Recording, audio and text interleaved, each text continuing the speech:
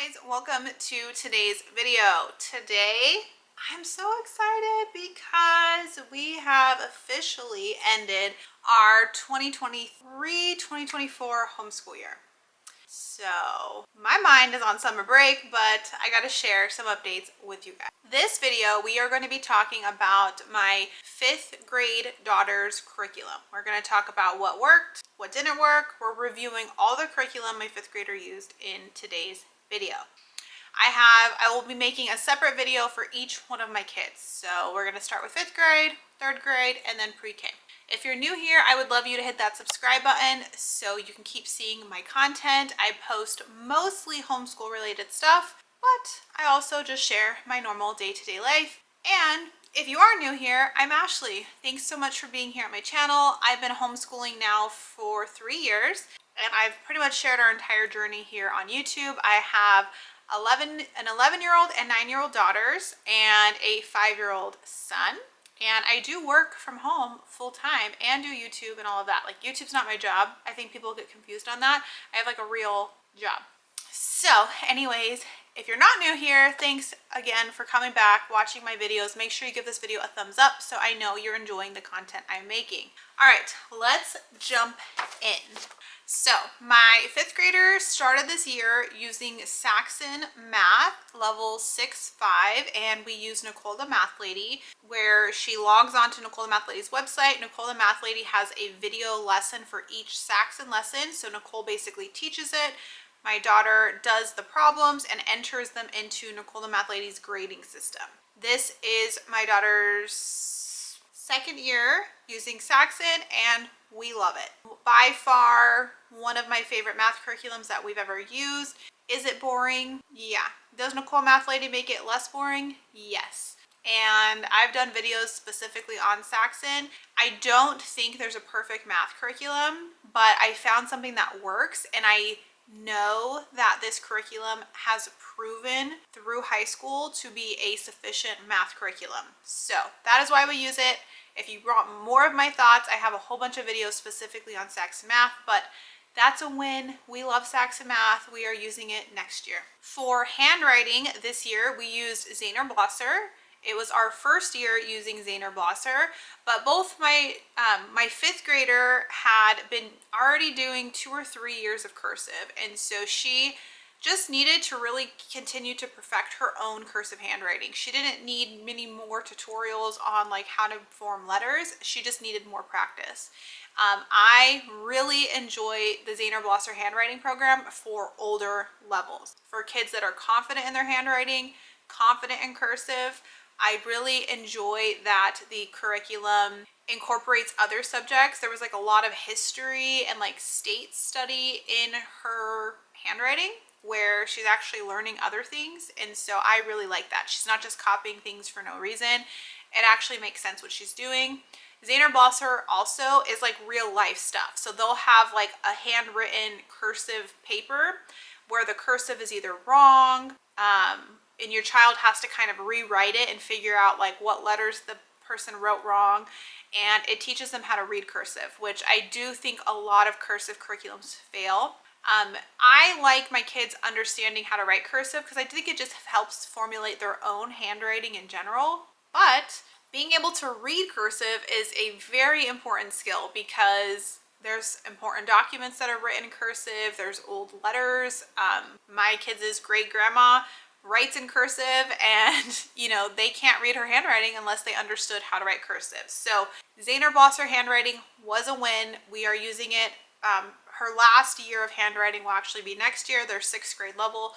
After that, I don't think she needs like a formal handwriting program, so we'll do 1 more year of it. We did do a couple subjects combined between my 5th and 3rd graders, so you are going to hear me kind of repeat some of the things that aren't individual. We started the year out using IEW Structure and Style Level A year 1, which we had started the previous year. So we weren't brand new to it. We had gotten through like the first couple units, and our goal was to complete it this year. I think I should make an entire video on IEW because I do have a lot of thoughts. But what I will say is, for a child that maybe is strong-willed and doesn't always take feedback good. I do think that this is a good program. And or for a child who doesn't just know how to start writing a paper out of nothing. This program builds step by step by step in a unique way how to write a paper. There are times where I was like, I don't understand the process. Is this working? It seems very repetitive and boring and not like any other writing process you've ever heard of. It is a very unique writing process. But completing the program, my daughter can write a pretty freaking great paper. So I think it served a great role and purpose in our homeschool for the year and a half we used it. It built her confidence. It helped me because you have like a grading checklist or like a reviewing checklist. Like if these things aren't there, you didn't pass your paper. So that really helped me with like a strong-willed child. Like, you know, it's not there. Like it's black and white. Is it there or is it not there? If it's not there, you didn't do your paper right. A lot of practicing with editing, a lot of practice with typing their papers on the computer. I think they wrote, 20 papers over the last, more than that, 24 papers, I think, over the last year and a half. And I've seen the papers improve greatly. My biggest concern was, what if we take that program away? What if we don't have the checklist how to write? What if we don't have something telling us exactly what to do? And we did test that out at the end of the year. She had to write a paper for another curriculum, and I could see the skills being transferred, and her paper was really great. So it did a great job in our homeschool. We are not using it next year, but that doesn't mean we won't use it in future years. It is something that I'm looking at specifically for high school levels, but not in the next year. I don't think it's a bad program. I think it's unique. I think you have to trust the process, but I don't know year after year after year how beneficial it would be. We also started this year with our Beowulf grammar. We've been working through this program. Again, we started at the end of the year before, and then we worked on it through this. I really like this program. I think it's a great program to build those baseline foundations in grammar. Both my oldest daughter really retained a lot of information from it. She did not continue working on it through the end of the year because she was working on a different language arts curriculum that we'll talk about. So I felt like it was kind of overkill with two programs, but I highly recommend Beowulf Grammar. I've done tons of videos on it. I think it is a great starting point teaching grammar. I would say like second grade and up. It does seem to be a little bit young now for my oldest daughter who's going to be going into middle school. So I think that second to fourth grade age range is a great range for it, and don't feel like you have to complete it in 1 year. So highly recommend it. Just know your child and know if they're getting too old for the cartoons and stuff like that. We did a few units from Moving Beyond the Page. Shocking, I know. We started off the school year where they were doing combined units. So that basically meant my two daughters were reading the same book and doing the activities together. I think the first one we did this year from Moving Beyond the Page was on the book Iggy's House, which is a book based in the 60s, I believe, where there's a lot of racial issues going on. Loved the book, loved the unit. Both my girls really, really enjoyed it. The author, Judy Blume, actually, because my oldest daughter loved that book so much, she really likes that author. And so that was a great stepping stone into her just like discovering an author she likes. And so those were like books she was reading independently, were a lot of Judy. We also did the Poppy unit together. This one was really fun. My girls loved the story, even my fifth grader. It was a little bit younger of a book for her. She could obviously read higher level books, but we love animals, and she loved one of the activities where you dissect owl pellets. She thought that that was like the coolest thing ever. And so even though that was a language arts unit, it covered, you know, that science aspect as well. So highly recommend that unit. It was a great time. We did, before we jumped into the Moving Beyond the Page units, we did a unit on the book Matilda. And I did not like the unit study we picked. I'll put a picture up here. I don't remember what it's been called at this point. I think we got through like 3 pages of it. It just didn't work for us. And I despise the Matilda book, which is weird because I love the Matilda movie.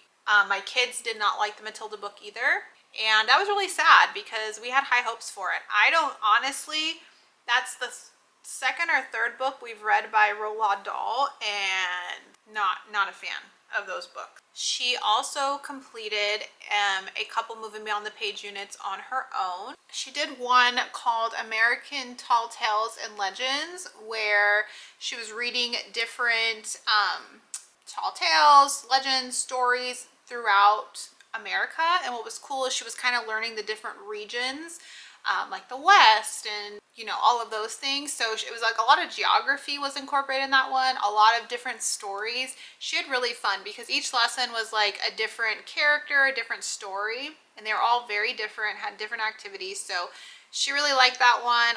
If I had to say, I'd probably think Johnny Appleseed was like her favorite story, and then learning about the myth, the story of Johnny Appleseed, but then learning about the actual real person that was based off of, and he was like nothing like his character. She just thought that that was really interesting, and I think that's something she'll remember. She got to make like little mini apple pies during that unit, so she really liked that. I think the last Moving Beyond the Page unit she did, that was the one we finished our year with, was based on the book A Time. I heard from just different sources that this was a very challenging unit, that book was very challenging, and so I was like a little nervous, I'm not gonna lie, because it was the last one of the year, right? So it's like the momentum's gone, we just want to be done, here's a really hard book and unit, good luck. But I will say, this was my daughter's favorite unit. She loved the book and loved the entire unit. So the book is a science fiction book, and throughout the entire unit, your child is actually preparing to write a short science fiction story. So every kind of lesson, they're like, all right, let's create a character, and then let's create a setting. And so they're just like building little tidbits throughout this entire unit, and then they create a story at the end. And I'm not talking like a 3-paragraph paper story. No, this was, I think she wrote like 4 to 5 pages, multiple paragraphs, like an actual story. And she had so much fun doing that and creating it, and she wanted to do more. Like, she's like, I could write a sequel. And so that was a total win, a great way to end the year. It was really good for her to just like feel great and confident about that part of her homeschool. All right, moving on to history. We started the school year reading, I'm looking around, but it's not in this room, so I don't know why I'm looking around. The Tuttle Twins, America's Story, I think is what it's called, Volume 1. And here's what I will tell you, because I get questions about it all the time. In my mind, it is not a curriculum, so do not buy it expecting it to be a curriculum. They do have like these add-on activities. I had no patience and no want to try to make that into a curriculum. But that doesn't mean I don't like the book. So the way I view the Tuttle Twins American History is the same way I view their chapter books, which we've read. It's a storybook, it's a reading book, so it is not a curriculum. Take that as you wish, right? Like, what really is a curriculum? What is the difference? But my kids like the stories. My kids really enjoy the Tuttle Twins reading books, and that transfers right into the history book. So we read Volume 1. We just read it aloud. We read a couple pages every day, and we got through it, and it was great, and everything was fine. Because I'm me, I was like, well, we still need to do a history curriculum. So a few months into the school year, I purchased the Gather Round U.S. History 2, because the year before we completed Level 1. Is it Unit 1, Level 1? I don't know. There's like 5 out now. But anyways, I was like, we did the first one fine, great, it worked perfect. Why? Let's just do number 2. There's 20 lessons. We got through 12 of the lessons and just could not go any further. The way Gather Round curriculum is set up is there's a lot of reading up front. There's a lot of reading, and if I'm the one reading aloud, my kids are zoning out. If they're both trying to read, there's a lot of words they don't know. They're more nervous about reading aloud in front of each other. So it was just too much. It's not a bad curriculum. It's just the way it's set up just didn't work for us this year. So we got a little bit past halfway and we're calling it quits. But also we've been studying American history for the past 2 years. And so I think at this point, it's kind of like we need to learn something else. Like, we just needed a break from that. So that was our history update. Science, we used Apologia's Earth Science. This was our first year using Apologia's Earth Science, and I'm glad I chose it. It worked really well for us.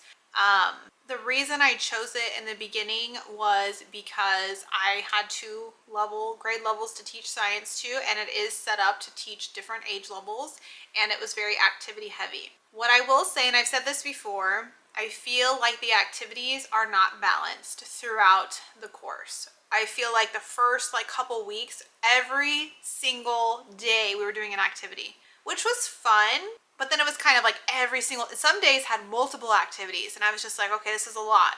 And then we would go through periods where there was no activity for days, or there's one main activity you do throughout the whole thing. You're creating a globe. We got maybe a fourth of the way of making the globe, and then it was kind of we're done labeling stuff on the globe. We don't want to do this anymore.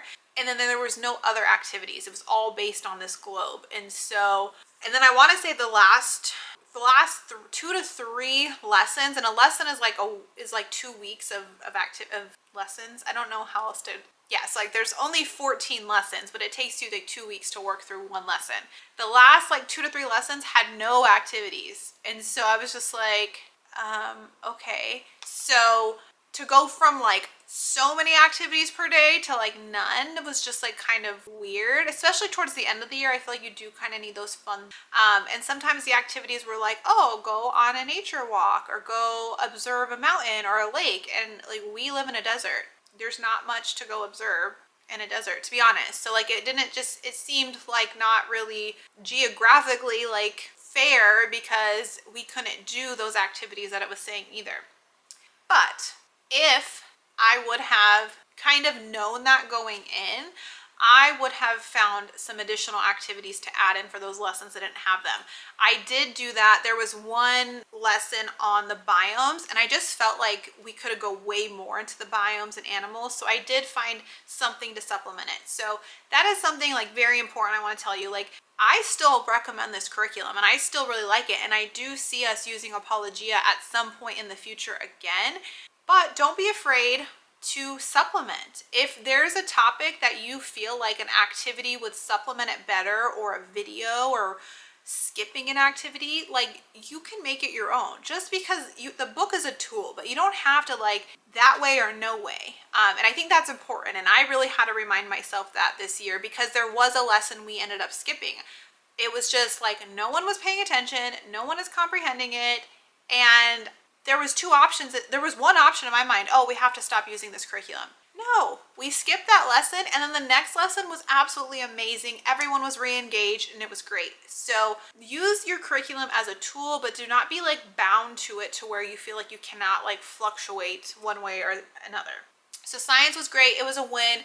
Highly recommend Apologia, especially if you have multiple age levels, 6th grade and under, that you need to teach together. And they're releasing new editions of everything, and the new editions are great. I really liked it. I will say we did not use the student journal notebooks at all.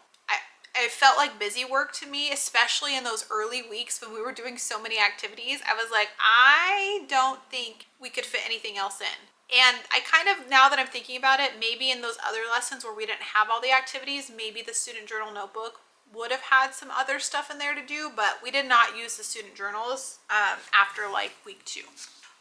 She did complete Word Roots beginner level. So Word Roots is a vocabulary program from Critical Thinking Co. It teaches kids vocabulary and spelling by breaking words into their base, their roots, and suffixes. And I love that program. It is amazing. I've done a whole video on it. So she will be moving on to level 1 next year. I'm looking at my printed out pages, because I printed out what I thought was all of our curriculum planned out for the year. I'm trying to think curriculum wise if there's anything else I want to share. So I think that was the main curriculum. We did not make a lot of changes this year.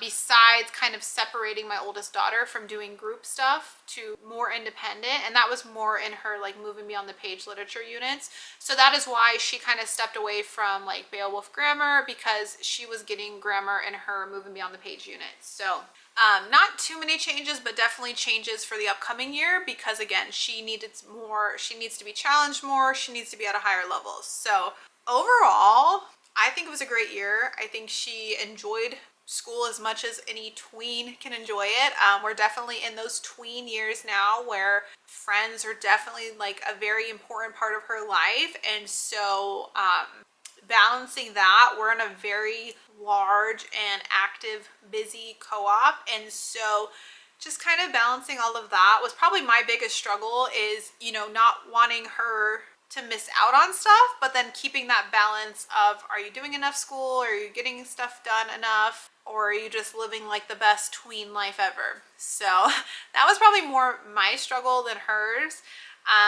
She did a lot of out school classes. She did some cooking classes. I forget what else she did. The cooking classes were so cool. She started making dinner for us, which was awesome. She took amazing classes in her co-ops. She took 6 different classes over the last year. She's done so many cool field trips. And so I will say it was a great year for my 5th grader. Definitely a little crazy that that was her last elementary year, and now she's going into middle school. Ooh, I got emotional on that one. Yeah, it's crazy. My oldest is now going into middle school, and so it's definitely, I feel like she already acts like she's in middle school, so I don't even know why that makes me emotional, just because it's like a number. Like she definitely acts a lot older than she is, but it's just, it's definitely a milestone. I'm very excited for her. I'm excited for the curriculum we have for next year. I'm excited for her, kind of goals in life that she's setting for herself, and just to kind of like really start seeing the person she's growing into. So that is my 5th graders year wrap up, and I hope you guys enjoyed this video. Like I said, I have one coming out for my 3rd grader and pre-care, and those will be out in the next week or so following this one. If I forgot to mention anything, because it's highly likely that I forgot to mention something we used, and you have a question about it, leave it down below in the comments. There is specific curriculum like IEW that I will probably be making a separate video on. So if there's a curriculum I mentioned today that you're like, I need more, I need to see it or whatever, leave that down below in the comments so I can get that video on my list to make. But that is today's video. Hope you guys have a great day. We'll chat soon. Bye.